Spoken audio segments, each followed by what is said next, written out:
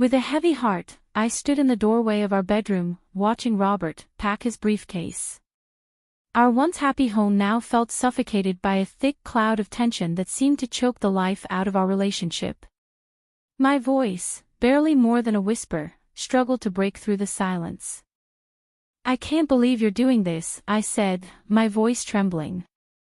Robert glanced up, his eyes cold. "Olivia, what?" "I'm heading into the office. This family needs someone to keep things going." His words were a painful reminder of the decision I had made just days earlier, cutting deep into my heart. I stepped further into the room, trying to steady my emotions. "You know that's not fair," I said, feeling the anger simmering inside me. "I quit my job for us, for our family." Robert's frustration was evident as he snapped his briefcase shut. "No, you left your job because you couldn't handle the strain. Now you expect me to pick up the slack too." His words hit hard, and I winced, knowing there was some truth in them. Adjusting to life as a stay-at-home mother had been difficult, but I never imagined the depth of Robert's resentment. "I'm trying, Robert," I said, my voice shaking with emotion. "It's not easy giving up a career I loved." He sighed heavily and ran a hand through his hair. "I'm not looking for a fight tonight. We need to talk about some serious things." The sound of small footsteps padding down the hallway interrupted us before we could continue. Our daughter Lily appeared, clutching her teddy bear and rubbing her sleepy eyes. "Mommy, Daddy, why are you fighting?" I knelt down to her level, forcing a smile. "We're not fighting, sweetheart. Daddy and I were just talking." Robert picked her up and kissed her forehead.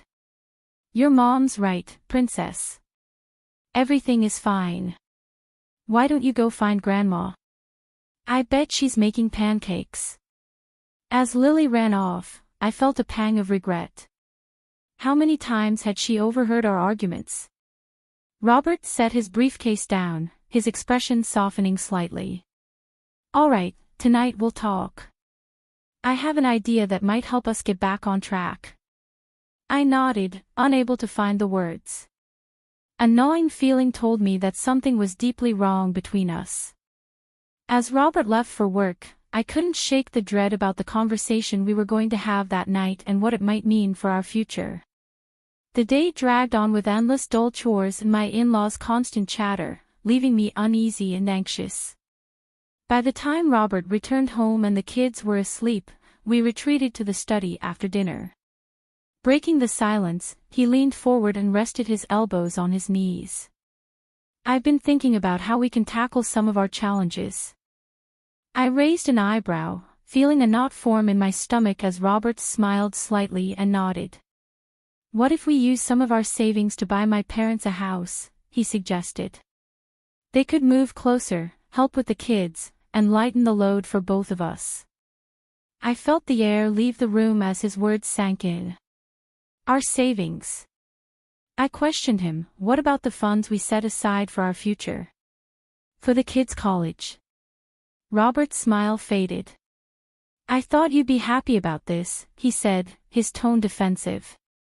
"It solves a lot of our problems." "Or just your problems with your parents," I retorted, raising my voice. Robert's face tightened with frustration as he stood up. "Why do you have to make everything so difficult? This is the best thing for our family." I watched in disbelief as he stormed out of the room. Was this really happening? Had he seriously proposed spending our life savings on a house for his parents without even consulting me? Feeling more isolated than ever, I buried my face in my hands. How had we come to this point? The next morning, I heard hushed voices coming from the kitchen. I cautiously walked down the hall, careful not to step on the creaky floorboard. "Mom, she's being unreasonable," Robert said, his voice clear. I thought she'd be on board with this plan. His mother responded in a calm, patronizing tone, "Oh, Robert, some women just aren't cut out for the demands of family life. Not everyone is suited for it." I bit my lip, battling the surge of hurt and anger welling up inside me. Is that how they saw me? Incapable? Weak? If we just move forward with the plans, maybe she'll come around, Robert suggested, sounding more resigned than hopeful. It's for the best. I couldn't take it any longer. I stormed into the kitchen, no longer willing to hide in the shadows. Robert, best for whom? Both of them jumped, their faces betraying a mix of guilt and surprise. His mother quickly recovered, plastering on a fake smile. Good morning, dear. How did you sleep? Ignoring her, I focused on Robert. Were you really planning to go behind my back on this? Or were you ever going to talk to me about it? Robert looked embarrassed, shifting uncomfortably. Olivia, it's not what it seems. We were just talking. Talking about making huge financial decisions without me. I cut him off. Decisions about our future, about our children. His mother, ever the peacemaker, interjected, now, let's not get too worked up. How about I take the kids to the park so you two can have some alone time? Before I could say anything, she was already calling out to Lily and Tom, ushering them out of the house. As the front door closed behind them, a tense silence filled the kitchen, hanging heavily between Robert and me. As soon as the front door closed, I spoke softly but firmly, you can't keep doing this, Robert. You can't continue to exclude me from decisions that affect our family. Robert sighed heavily, running his fingers through his hair. Olivia, I'm not shutting you out. I'm just trying to find solutions. I snapped back, unable to hold back my frustration. No, Robert. You've been the one pulling away. Ever since you convinced me to quit my job, saying I needed to focus on the family, you've treated me like a failure. I stepped back as he reached for me. That's not true, he said defensively. I thought this would make things easier. My parents could help with the kids, you'd get more support. More support. I laughed bitterly. Your father barely acknowledges me, and your mother can't hide her disdain. That's your idea of support? Robert's expression hardened. That's not fair. They've been trying to help since you stopped working. Help? I scoffed. You want to spend our savings to buy them a house, but I can't even make decisions about our own children without your mother undermining me. He raised his hands in frustration. What else can we do with it? The help is right there, and we need it. For the first time in months, I saw him clearly. This wasn't the man I had married. He had become someone else entirely. Robert, I can't do this anymore, I said, my voice breaking. I refuse to be excluded from my own family. His face softened slightly. Olivia, we can work this out. We have to, he started, but he was interrupted by the sound of the front door opening and the excited voices of our children filling the house. Daddy! Mommy! Look what we found at the park. Lily shouted as she ran into the kitchen, holding up a shiny pebble. I forced a smile, bending down to admire her treasure. But above her head, I caught the smug look on Robert's mother's face. She believed she had one. As I smiled at Lily, I made a silent vow to myself, this wasn't over. I wouldn't let them push me out of my own family. Something had to change, and soon. Later, sitting at the kitchen table, I stared at my laptop, watching emails and messages scroll by, reminders of the career I had left behind. My fingers itched to write a resume, to return to practicing law, where I had once been so successful. The sound of Robert's car pulling into the driveway snapped me back to reality. I quickly shut off the laptop, a wave of remorse washing over me. How had I ended up here? Wasn't this exactly what I had promised my family?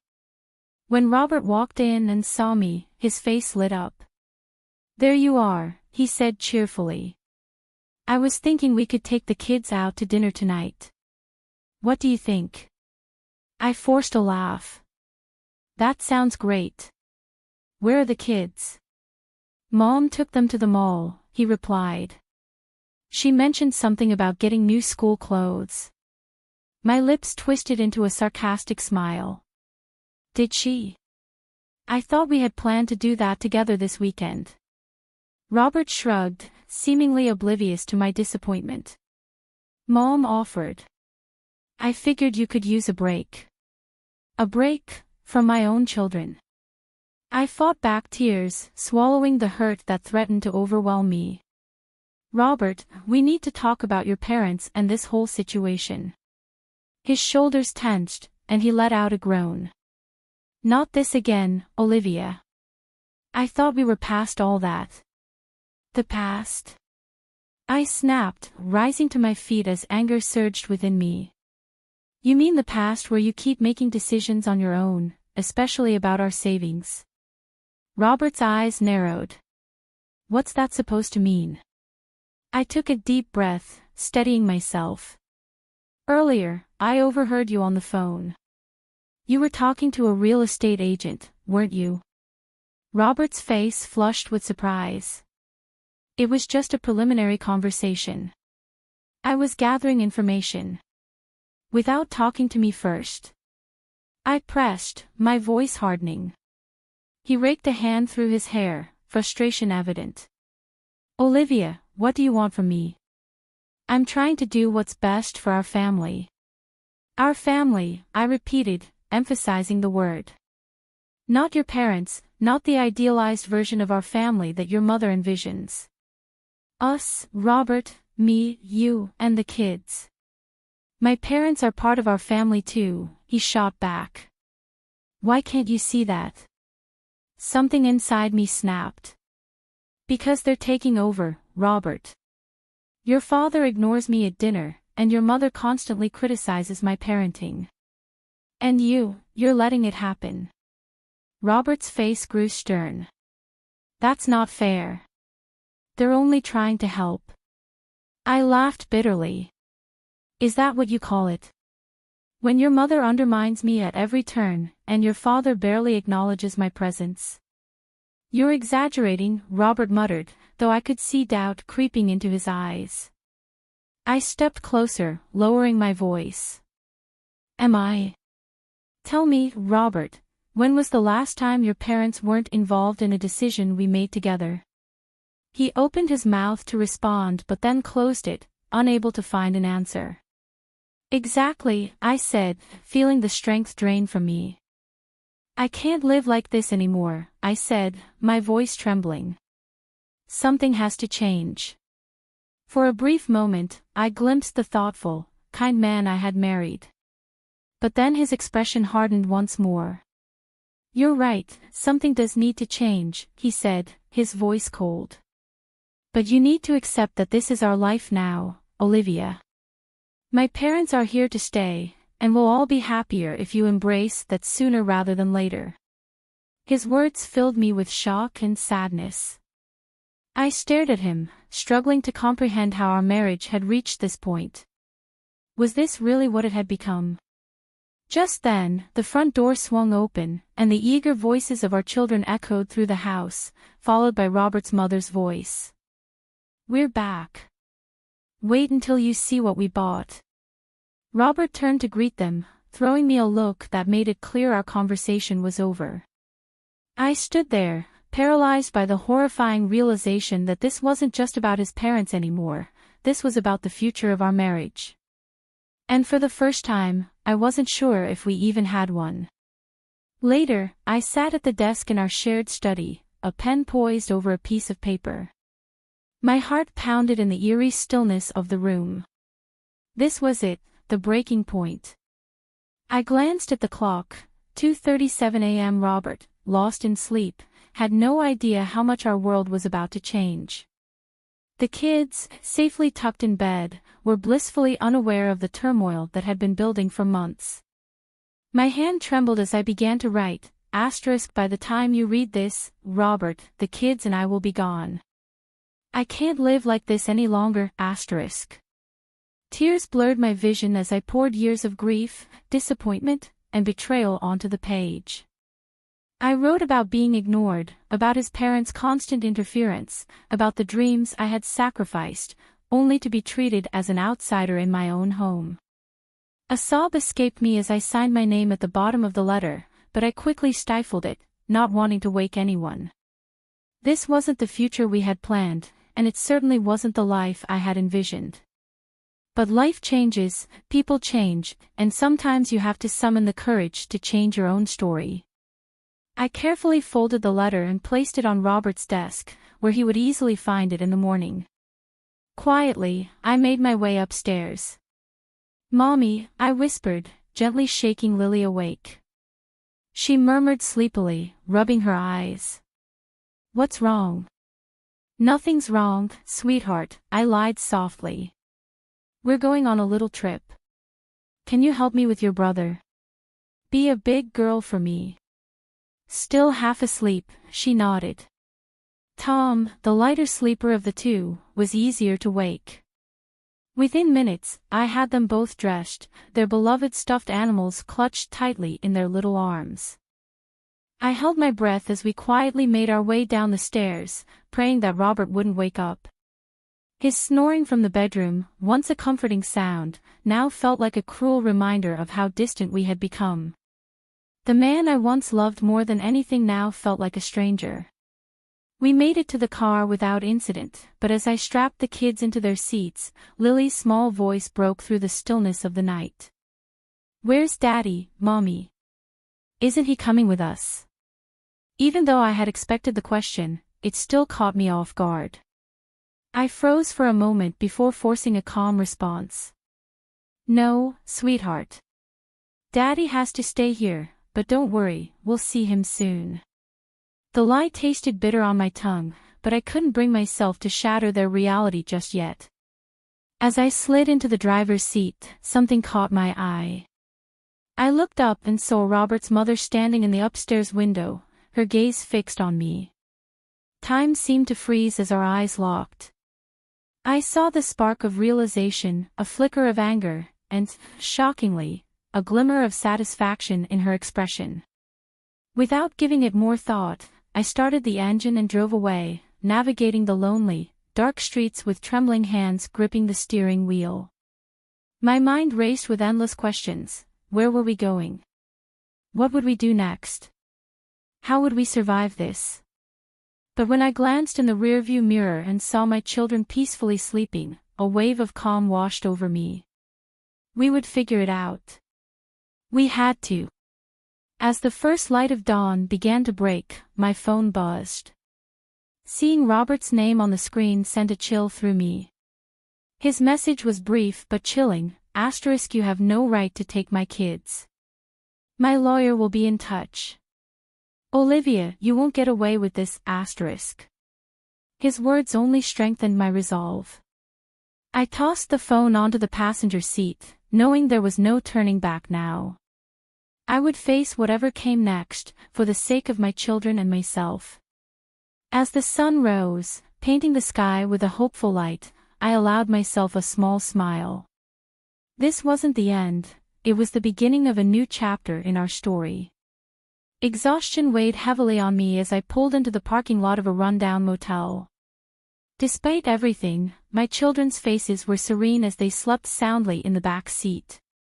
I rested my head on the steering wheel, feeling the weight of it all, tears threatening to spill over. Just then, I heard a gentle tap on the window.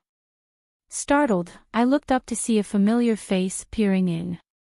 It was Ella, my high school best friend, someone I hadn't seen in years. "Olivia?" she asked, her voice filled with concern. Blinking in shock, I hastily wiped my eyes and stepped out of the car. "Ella, what are you doing here?"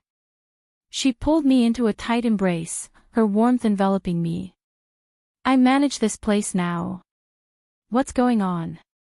Are you okay?"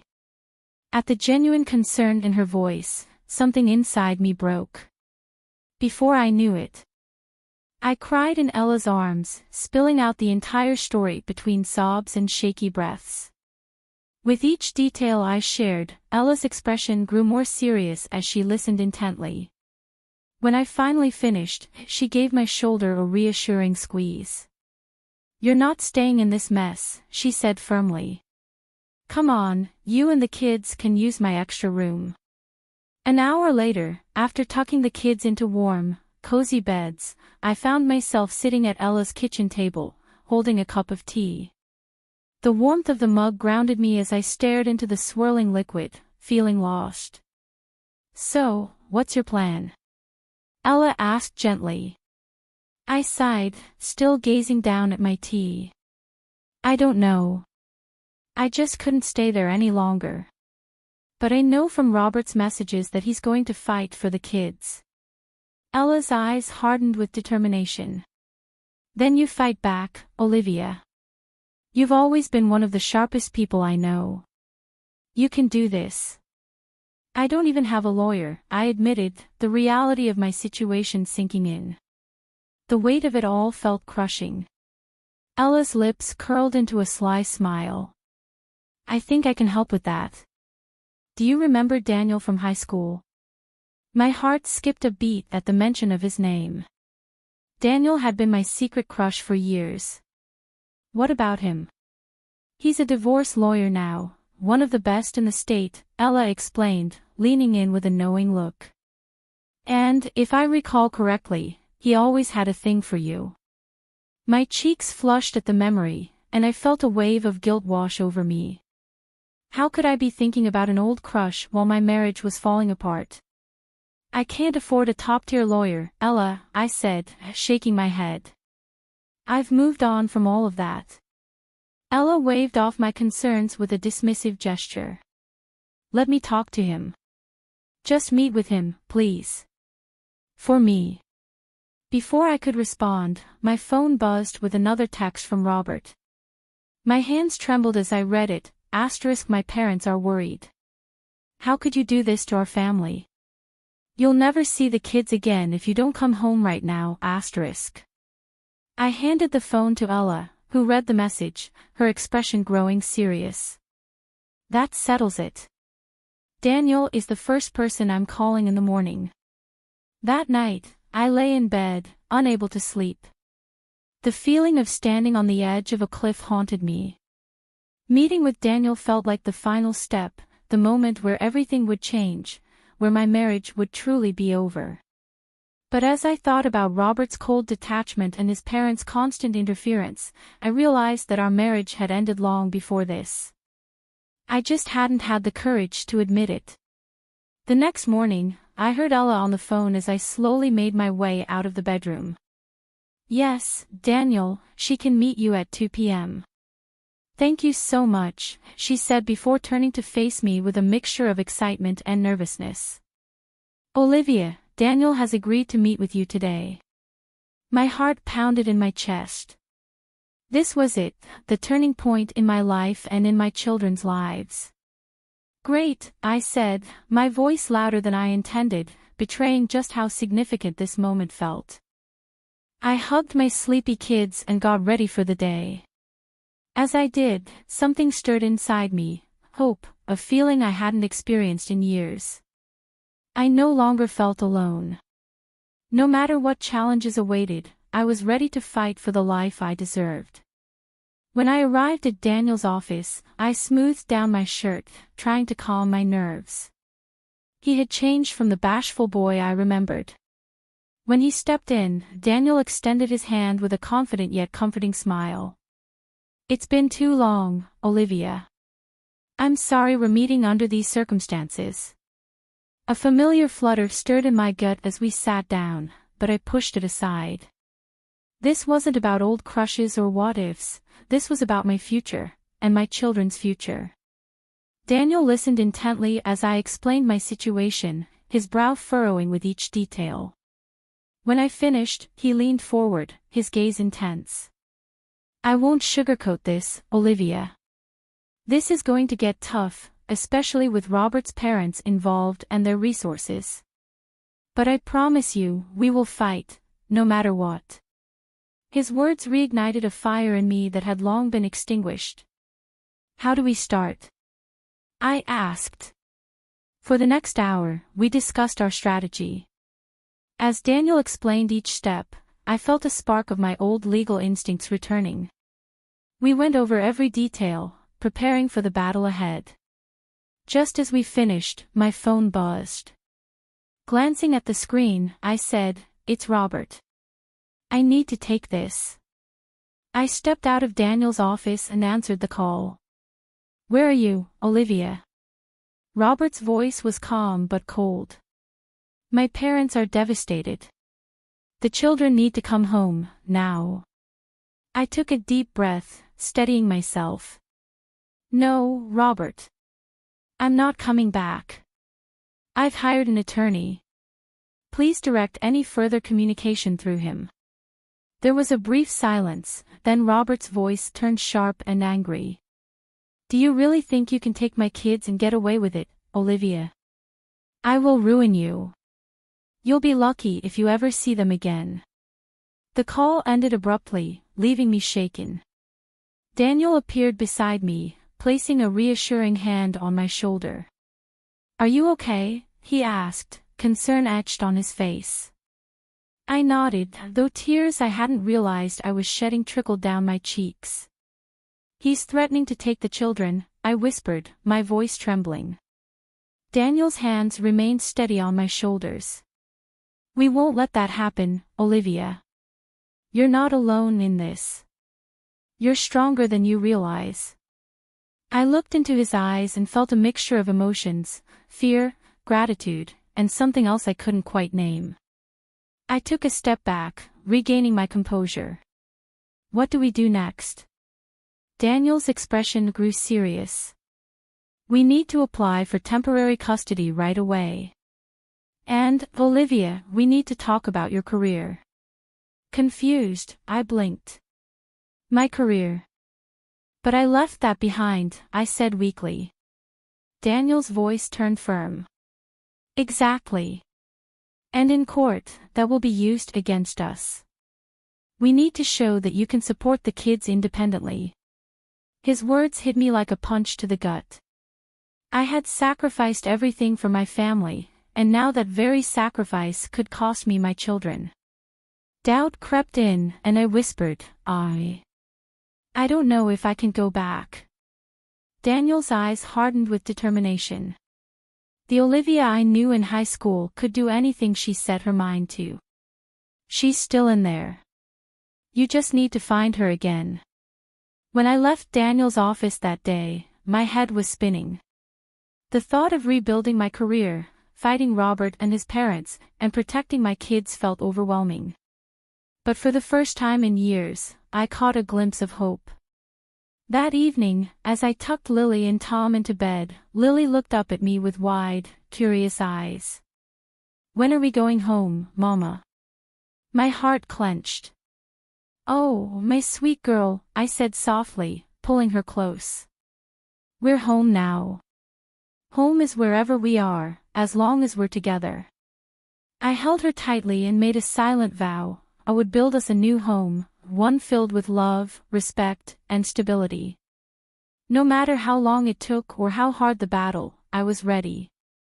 The old Olivia was coming back, and she was determined to reclaim her life.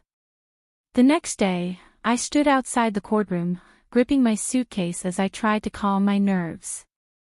The interim custody hearing was today, and I knew Robert and his parents would go to great lengths to take the kids from me. Daniel placed a reassuring hand on my shoulder. "You've got this, Olivia.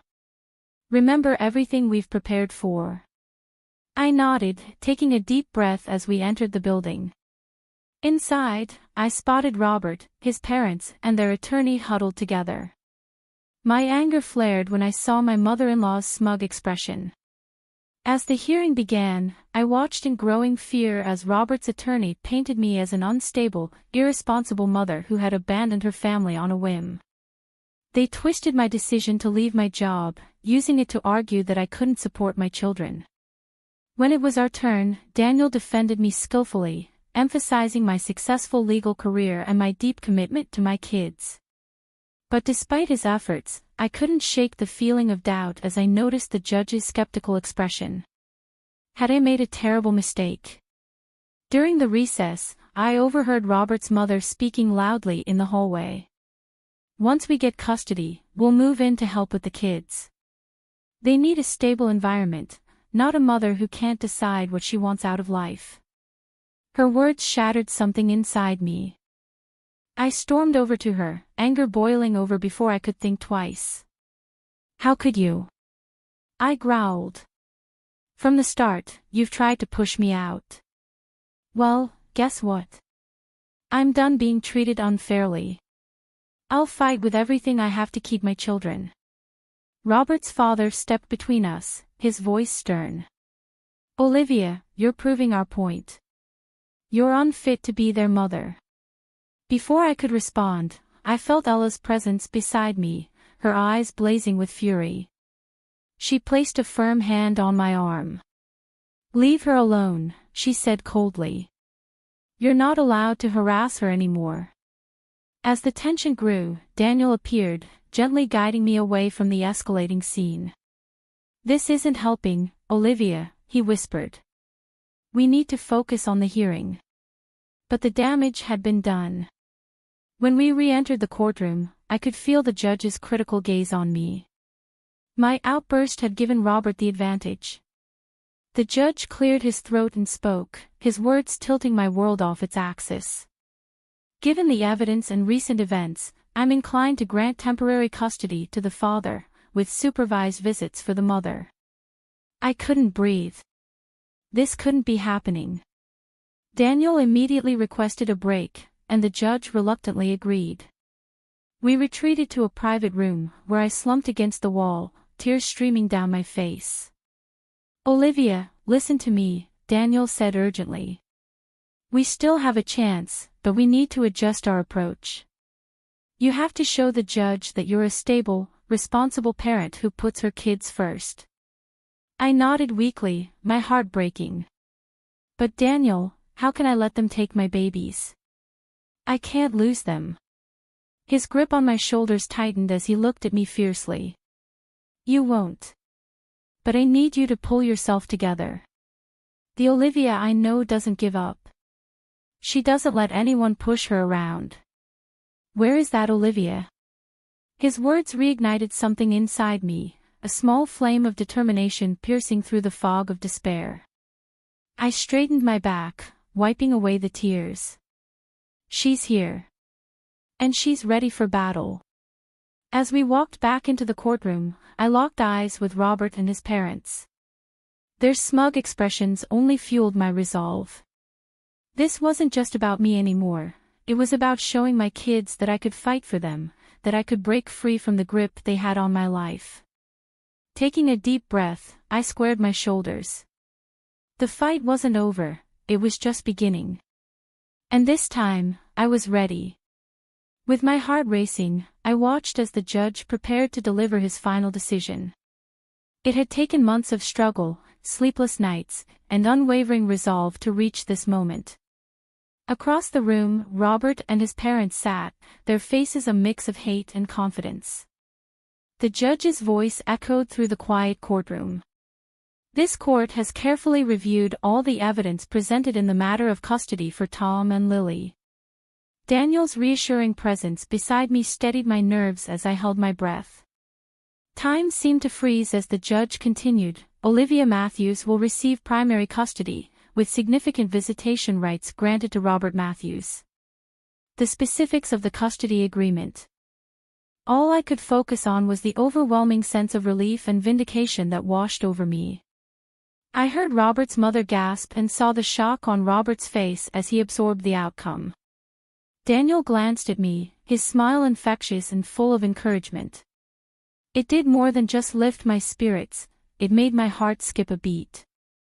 Outside the courthouse, Robert approached me, his parents standing a distance away. Olivia, I'm sorry for everything, he murmured softly. I nodded, surprised by the absence of anger in me. I'm sorry too, Robert. But this is what's best for all of us. As they walked away, I felt an immense weight lift off my shoulders. I hadn't just won the custody battle, I had regained my independence. Ella rushed over, wrapping me in a tight hug. "You did it, girl. I knew you could," she exclaimed. I laughed, tears of joy spilling down my cheeks. "Ella, I couldn't have done it without you.